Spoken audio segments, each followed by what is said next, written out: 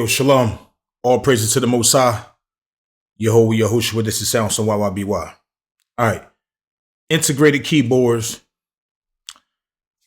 Do you really need it? Is it really worth it? It's based on your workflow. And let me explain. All right. So now,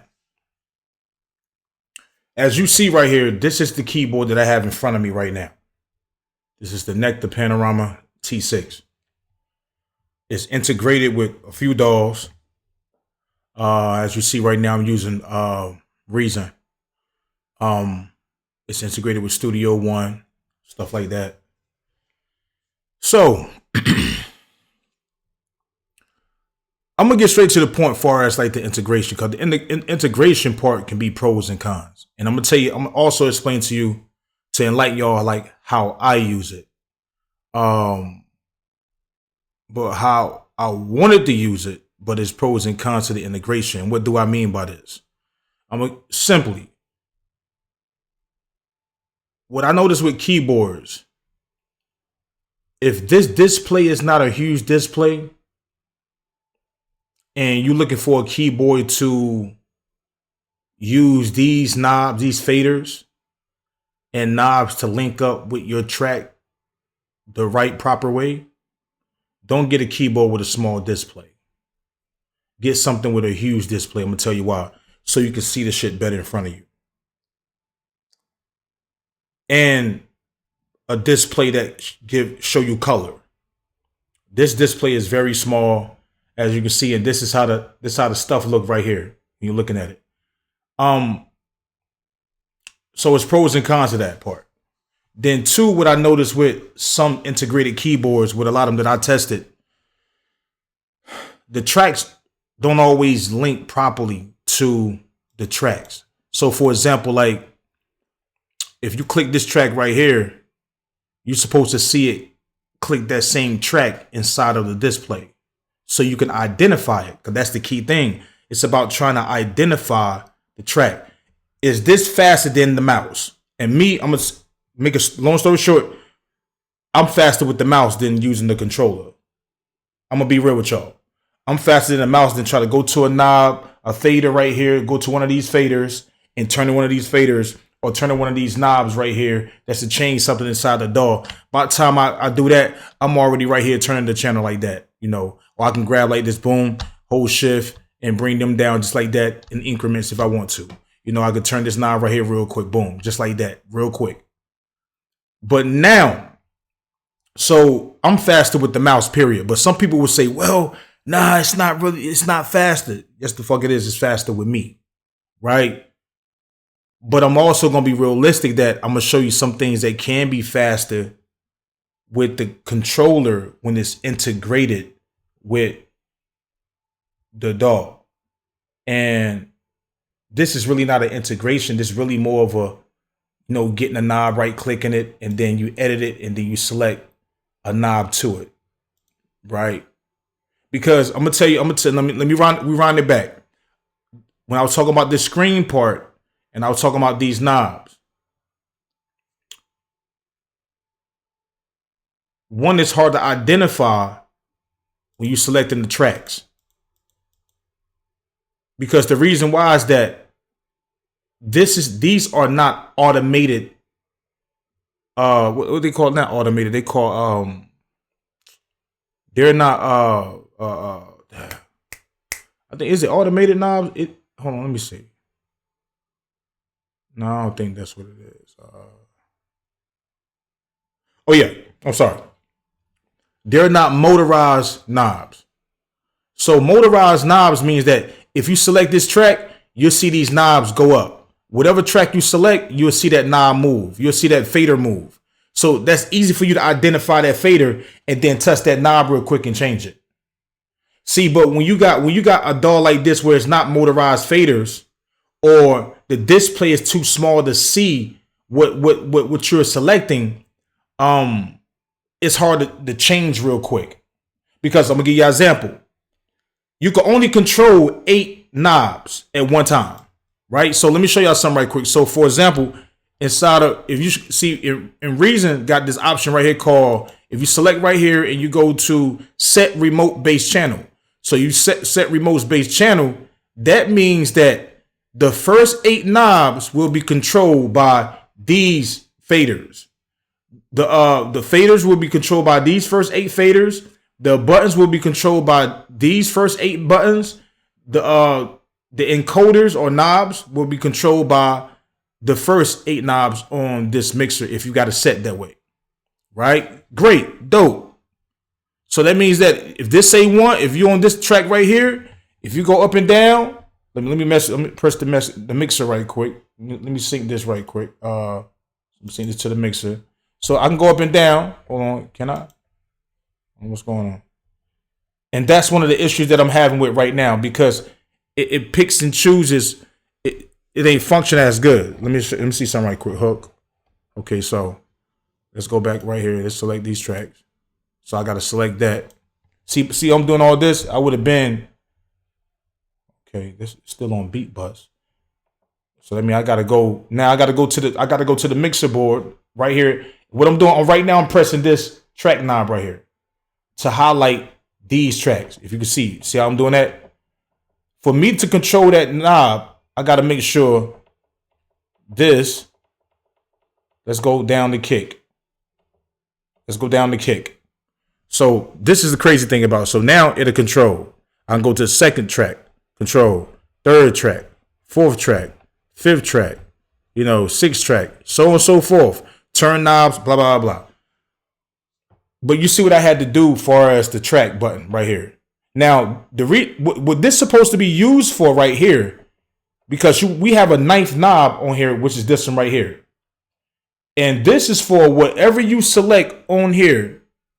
Whatever I highlight right here like this, I can use that 9th knob to change that. If I go right here to use that, I can use that 9th knob to change that. If I go right here, I can use that 9th knob to change this too. See, but that's the tricky part. I go right here. I'm supposed to be able to use it right here too. See, that's the problem. See, it's pros and cons to it, the integration. And my setup game, I know how to set the shit up pretty good. I don't trial and error, updated stuff and all that. So it's pros and cons based on what DAW you're using. How can I say this? So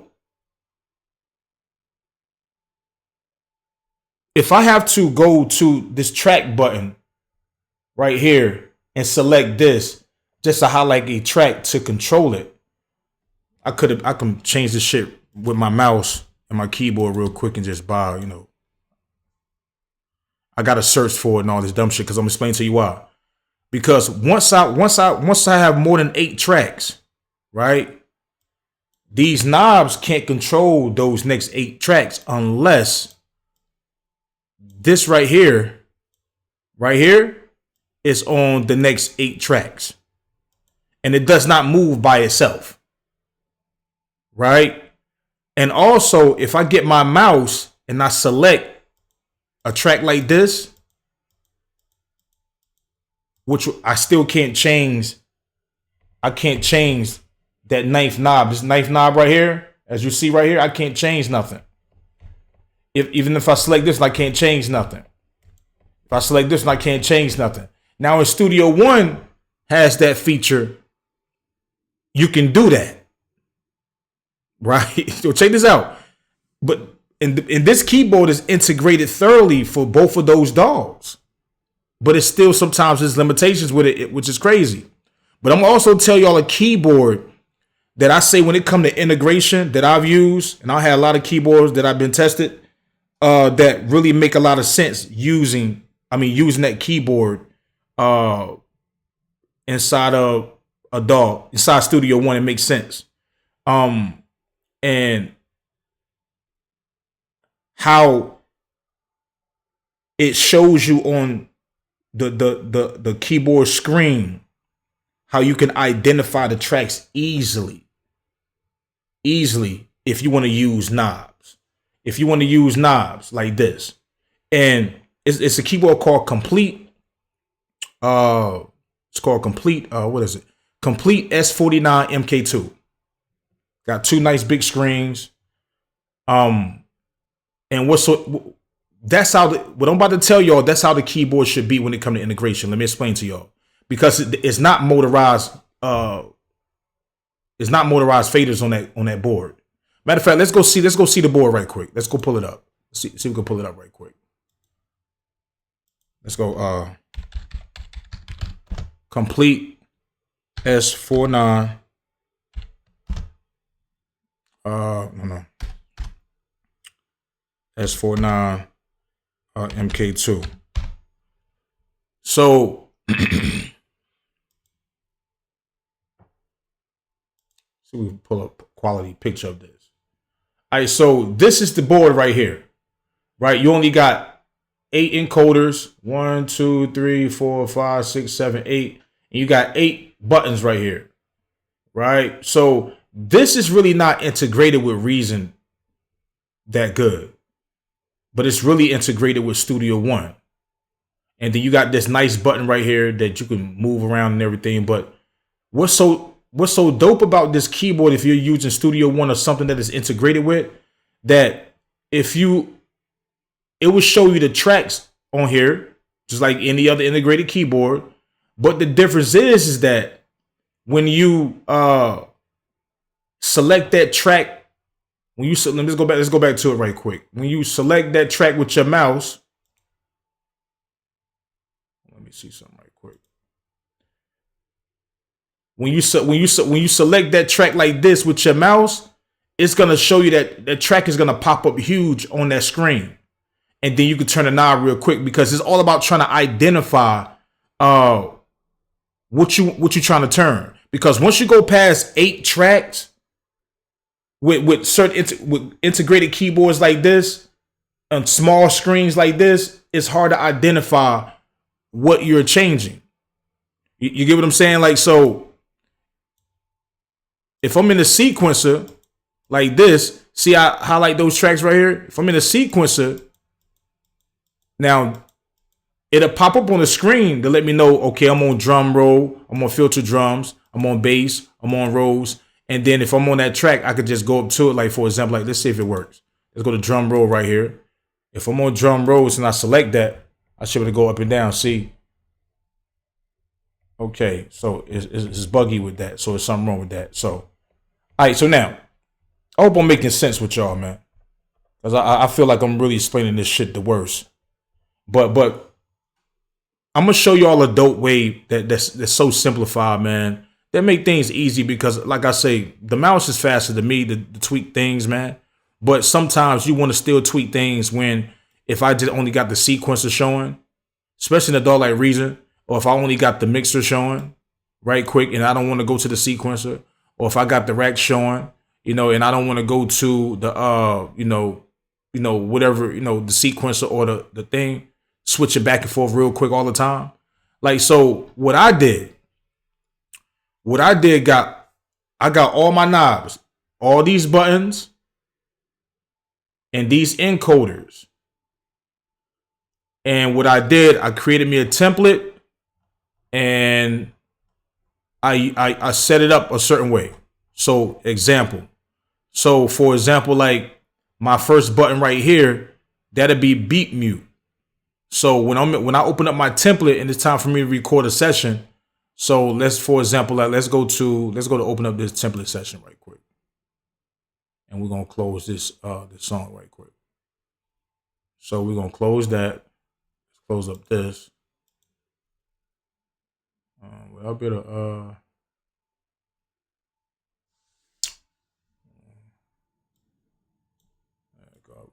that right quick.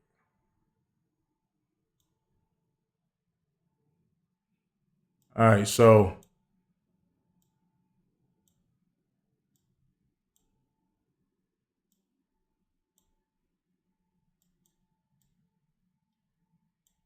when I have a session, I have a beat track and I have 24 tracks, right? Or sometimes I just have a beat track and one track and I just copy that track as I create. If I'm recording an artist, I have the beat track and then I have this lead vocal, and this lead vocal set up a certain way, tweaked a certain way. So as I copy tracks as I go. But the point is that on this beat track, I have a button that's for mute, as you can see. I have a knob for mute right here. So if I need to mute that beat, give it that certain vibe when they rapping, and they say you'll automate that and everything, Then I got these next two buttons right here. It's called beat tape and stereo and sound tape.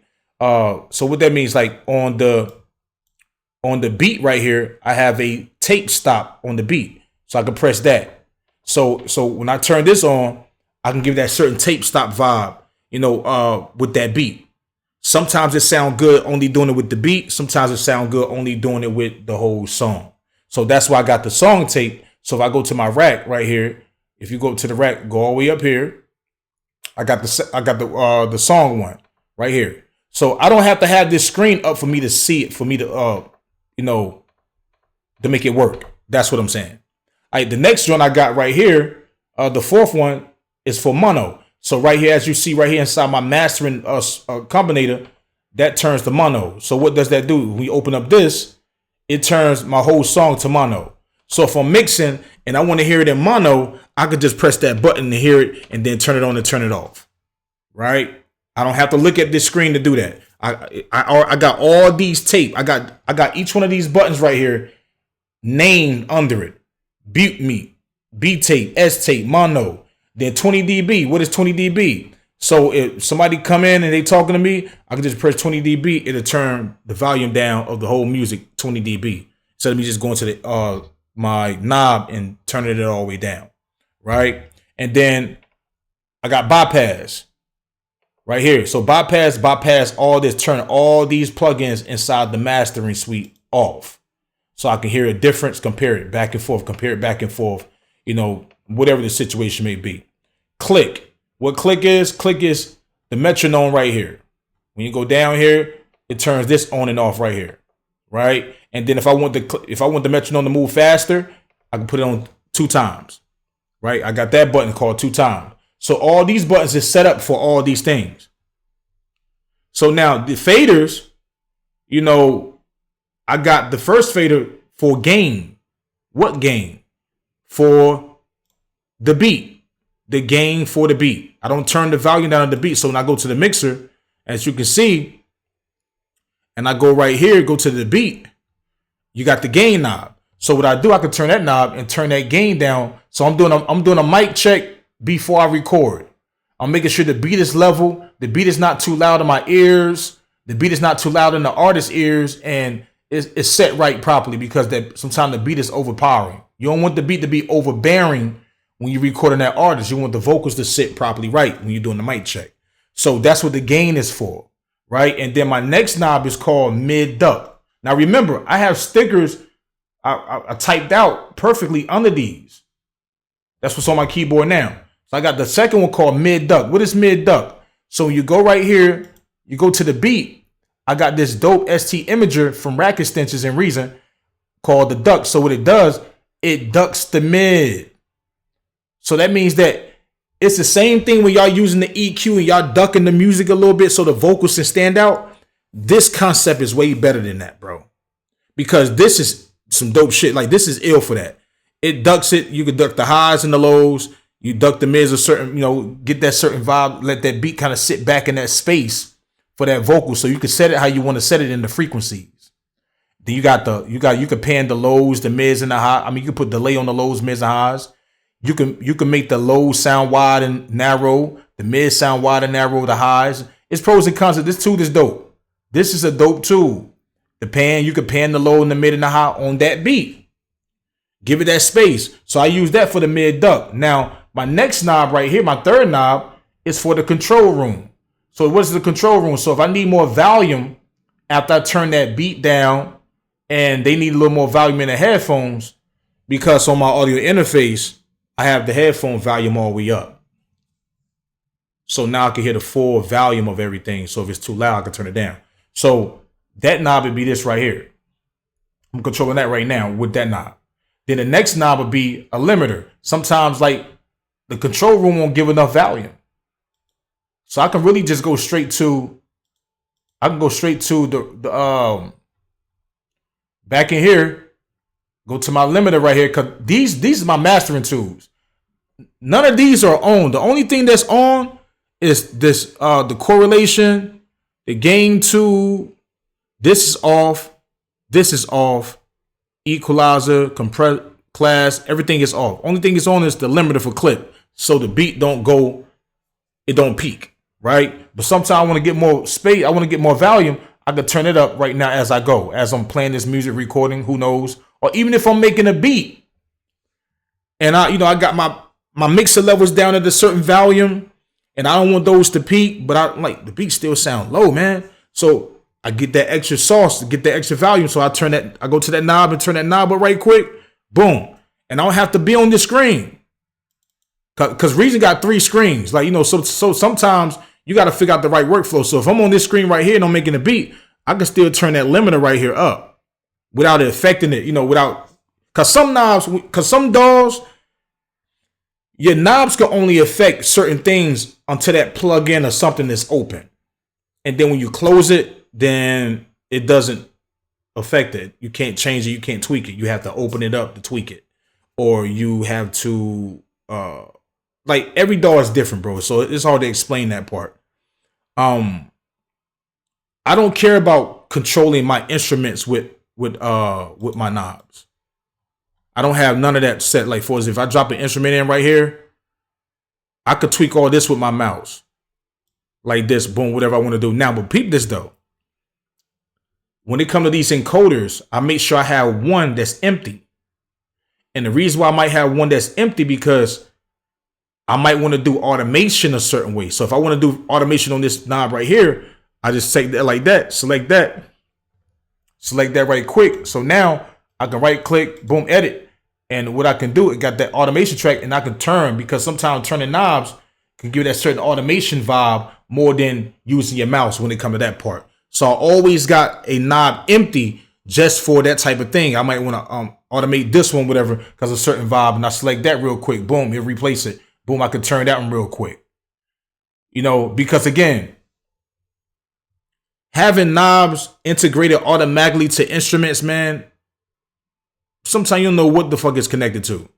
Like for example, right here, it say oscillator 1, 2, filter, envelope, LFO, LFO2, FX1, FX2.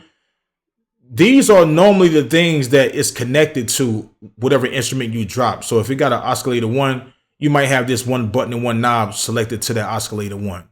Like it ain't really like it's not really that deep. It's like, I can just tweak that. I can move quicker with my mouse because again, you don't know. Because what happens that when you can't really identify stuff on this screen, you end up turning things and making a mistake on something, not knowing why you turned it. See, but when I'm looking on my keyboard and I see all these buttons name something, I know not to mess with that because I know what it's saying. It say beat mute. I don't need to mute my beat, so I'm not going to touch that knob, that button. I'm not going to touch it.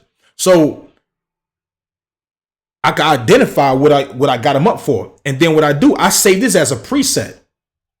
Right? So I get creative. I say, okay, so now I got all these knobs right here, these faders. These faders I'm not using these faders. Because, again, they're not motorized.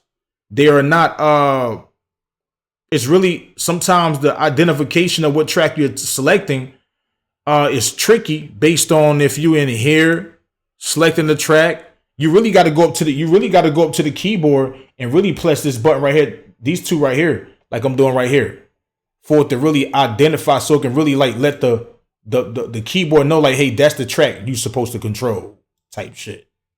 You get what I'm saying? Like, let's open these, like when you're going right here. So when you're moving around like that, it's funny. Let me see.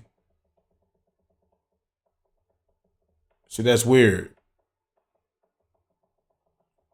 See, by the time you do all this, you're going through all these tracks just to, let me go down to the track 10. I mean, the last track like this so I can control it. By the time you do all that, I could be like this. I could do that shit. Boom. With the keyboard and the mouse, boom. Bring it back down like this. Okay, boom. Boom. Change that. Select that track as I go. Like, by the time you do all that on the keyboard, that's why I say, I feel like the only way these keyboards, MIDI controllers, are faster than a mouse is when it goes back to the concept of the complete keyboard that I was talking about. Because on the complete keyboard, one, the screen is huge as hell. It's like two screens. Two, it show you all the tracks in a huge, magnificent way. And then on top of that, when you use your mouse and select whatever track you select, it shows you on the screen that you're selecting that track. No matter if you're on the mixer or in the sequencer, no matter where you at, when you select that track, you'll see it on the screen. You'll see it on the screen. And then on top of that, the knobs, let's go bring it back up right quick. Then on top of that, can I click this right quick? Let's see something right quick. These knobs right here, they have certain numbers. They have the numbers right there. So remember, I only got 8 knobs. So once I click the first 8 tracks and I turn this knob on the first track and it say maybe, what the fuck? Hold on. So when I click this first knob on the first track and it say I turn it down to 30, negative 30, right? It's digital. So when I go to how can I get this right? Like, I wish I could show y'all. Let me get it right. So if I go on my mixer and I select the next 8 tracks, or whatever I decide to select with my mouse or whatever it is, those automatically move over to those tracks. And if track 1 is negative 30, when I go to track the next 8 tracks, it's gonna show right here that track is on negative 50. And when I select that track, you're gonna see it. It's gonna show all the tracks in here when I touch them on the thing. So what I mean is that, in other words, that as I'm using my mouse and I'm touching tracks like this, like as I'm using my mouse like this, I'm touching tracks, I could turn the volume down. As I'm using my mouse, I could turn the volume down real quick. If I'm using my mouse, I could turn the volume down real quick workflow. But in other words, again, you're still faster with the mouse, man. Like, you know what I'm saying? Because it's like, you know, and that's why I do. This is the reason why I set my keyboard up like this, man. I hope I'm making sense, because if I'm not making sense, man, sorry about that, man. I'm trying to get this information the best way out. But this is the reason why I set my buttons and my knobs to specific things, and I save it as a template because I already know what it's for. I don't have to. I can look at the keyboard and tweak something right quick. Like if I want to do a mute, I could press that, boom. Like if I'm sitting here making a beat and my hand is off the mouse, and then I'm doing boom, boom, boom, I could still use some of these buttons to go in certain things and change certain things because they already labeled for what they are for. You can identify, and that's the problem with a lot of the keyboards. They're not identified properly, because the screens are small like this, or they don't give enough information, or the integration not working properly, or it's not smart enough to switch from boom, boom, boom. Like, because this keyboard do it now. Like if I select a certain track, if I select the track in here, it'll show you, it'll go through the tracks, and then I could change the volume. But if I select the track on the mixer, that shit don't work. And what I noticed that when I get these keyboards, I test them out in 3 different DAWs that I have. I test it out in Bitwig, I test it out inside Reason, and I test it out in Studio One. If I decide I want to test out on the other DAWs that I have, I'll do that. But I don't too much care about that unless I'm really trying to figure something out. And what I noticed that what keyboards work the illest with is Bitwig. The integration on that shit is a crazy concept, bro. Like, because you be seeing like certain features that that's crazy. So in other words, if you're gonna get a MIDI controller because you don't want to have a regular mixer board, and the reason why I don't have a mixer board, because my keyboard is my controller. If I decide I want to use it, besides I'm faster with the mouse anyway. And besides, I'm a producer first, so I have my keys and my drum pads in front of me, and I got my transport. I use this all the time. I use this like hell. Drum pads, keys, blah. If I want to create something, they say, hey man, can you put something boom, boom, boom in front of the song? My station in front of me. I don't have to have a mixer board, And this is my board, right? If I want to really use these to do that, but I really don't have to. Again, I can just go ahead and do like this. Some people say that's too slow. It's really not. It's faster than me, right? But like I say, the only way it's faster and it makes sense is when when they motorize. So I mean, when you select this track, you see that motor, you see that track move. You see that track move. You see that track move. So you already know where to go to turn it. Because sometimes these screens too small. So that way, if it's motorized, 2, if you get a keyboard with a huge ass screen, they're gonna cost more. Get a keyboard with a huge screen and then make sure it's integrated with that DAW. Because if it's not integrated with that DAW, the screen serves no purpose. It's not gonna really show nothing on there, right?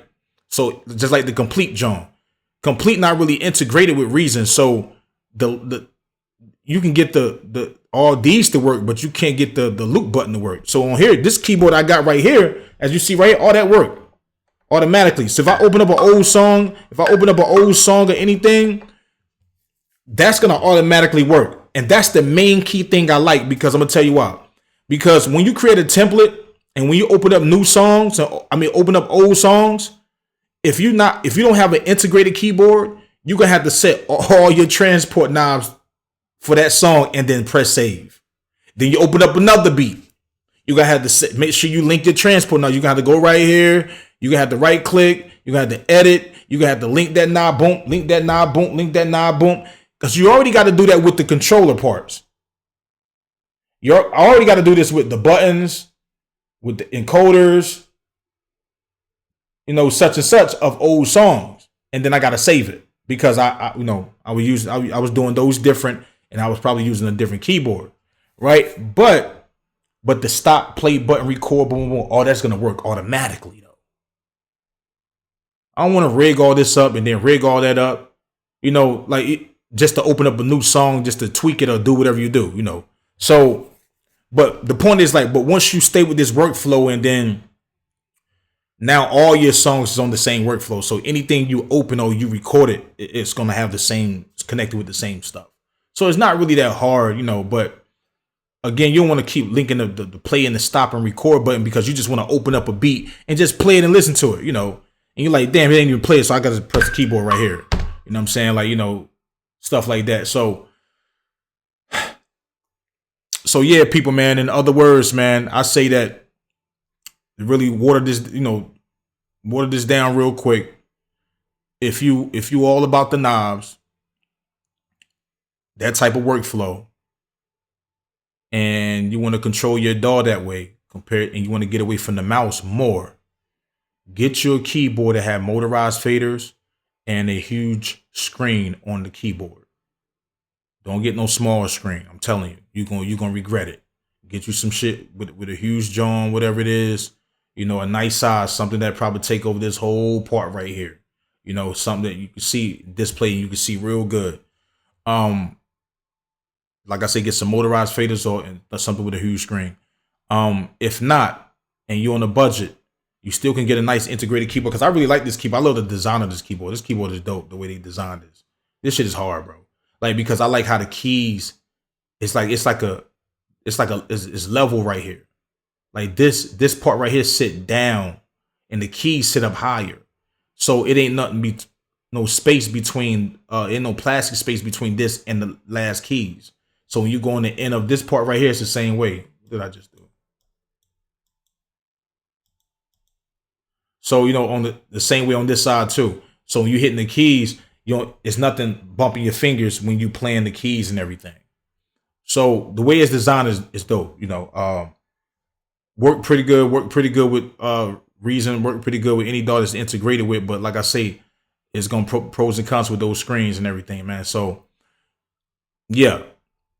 So if you don't want to do it that way, I say the best workflow for a keyboard MIDI controller It's when you just sync your knobs to set up your knobs to certain specific things, and then save it as a template in your DAW. So when you open it up, and then on top of that, go buy you one of these. Let me show y'all something.